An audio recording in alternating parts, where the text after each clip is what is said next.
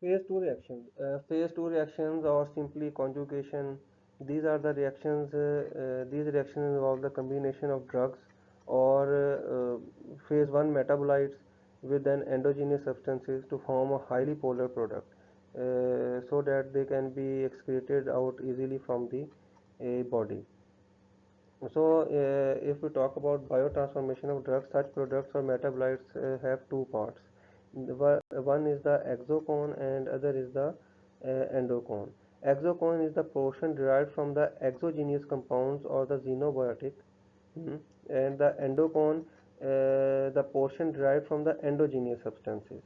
So conjugation reactions actually have high energy requirement. They require a lot of energy and they often utilize suitable enzymes for these reactions.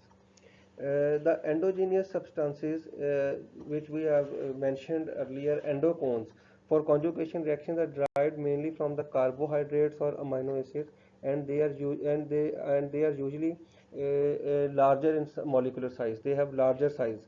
They are strongly polar and they are ionic in nature, and it is because so that the so that they can make the substrate water soluble. The molecular weight of the conjugate is very important for determining the route of excretion. Higher molecular weight conjugates are excreted predominantly from the bile, for example, glutathione, while low molecular weight conjugates are excreted mainly in the urine. So the availability of the endogenous conjugating substances is limited. It means that there is saturation of the process.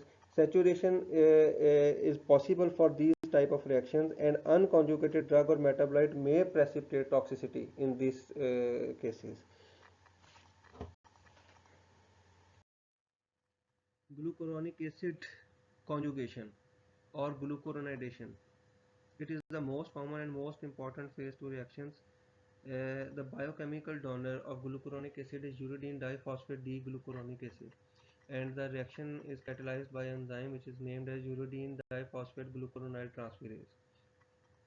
Glucuronide transferase is present in microsomes of most tissues, but liver is the most active site of glucuronide synthesis. Glucuronidation can take place in most of the body tissues because glucuronic acid donor is present in abundant quantities in the body, and it is unlike the other donors which are involved in other phase 2 reactions.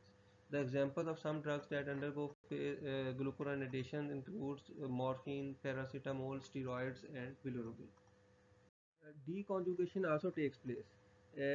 Occasionally, some glucuronide conjugates that are excreted in bile undergo deconjugation process in the intestine, and this reaction is mediated by beta glucuronidase enzymes.